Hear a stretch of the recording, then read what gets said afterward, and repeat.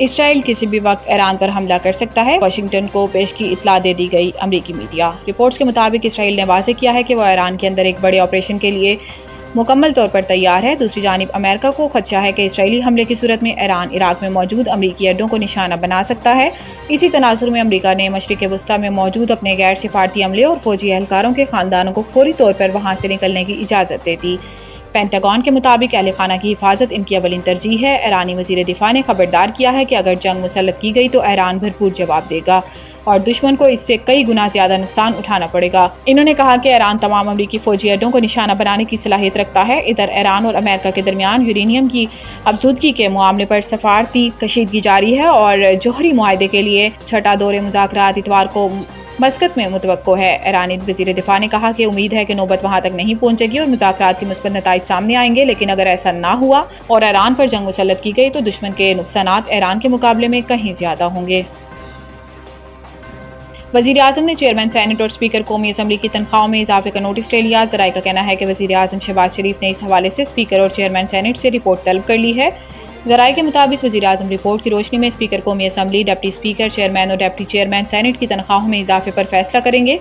वाज़ेह रहे कि आइंदा माली साल के बजट में सरकारी मुलाजमीन की तनख्वाहों में 10% और पेंशन में 7% इजाफा किया गया, जिसके बाद स्पीकर और चेयरमैन सेनेट की भारी भरकम तनख्वाहों में इजाफे पर शदीद तनकीद की जा रही है। गुज़िश्ता रोज़ पोस्ट बजट प्रेस कॉन्फ्रेंस में सवाल किया गया। वज़ीर ख़जाना ने वुज़रा, अरकान पार्लियामेंट, चेयरमैन और स्पीकर की तनख्वाहों में इजाफे का दिफा करते हुए कहा कि इनकी तनख्वाहों में 2016 से इजाफा नहीं हुआ।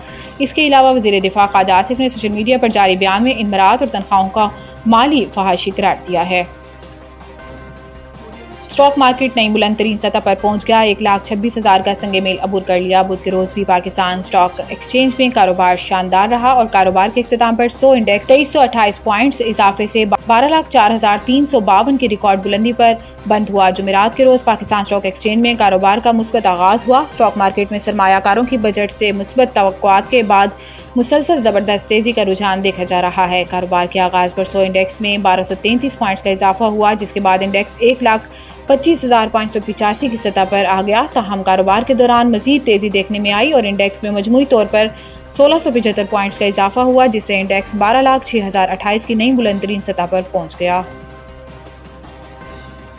बेरहम कातिल हमदर्दी के काबिल नहीं, नूर मुकद्दम केस, जाहिर जाफर की सजाए मौत का तहरीरी फैसला जारी। रिपोर्ट के मुताबिक सुप्रीम कोर्ट का तफसीली तहरीरी फैसला 13 सफ़ात पर मुश्तमिल है। फैसले में सुप्रीम कोर्ट ने कहा कि साइलेंट विटनेस थ्योरी के मुताबिक बगैर ऐनी गवाह के वीडियो सबूत काबिल कबूल है। रिपोर्ट के मुताबिक मुस्तनिद फुटेज खुद अपने हक में सबूत बन सकती है। रिकॉर्ड शुदा वीडियो या तस्वीर बतौर शहादत पेश की जा सकती हैं। सुप्रीम कोर्ट ने करार दिया कि काबिल एतमाद निज़ाम से ली गई फुटेज खुद ब खुद शहादत बन सकती है। एक बैंक डकैती केस में वीडियो फुटेज बगैर गवाह के कबूल की गई।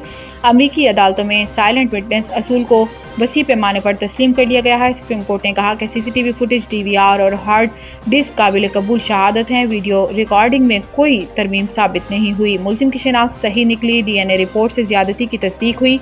आला कत्ल पर मकतूला का खून मौजूद है। तहरीरी फैसले में कहा गया है कि जाहिर जाफर की कत्ल में सजाए मौत बरकरार है, जबकि ज्यादती की सजा उम्र कैद में तब्दील की जाती है। मरकजी मुजरिम जाहिर जाफर जाकिर को अगवा के इल्जाम से बरी करार दिया जाता है।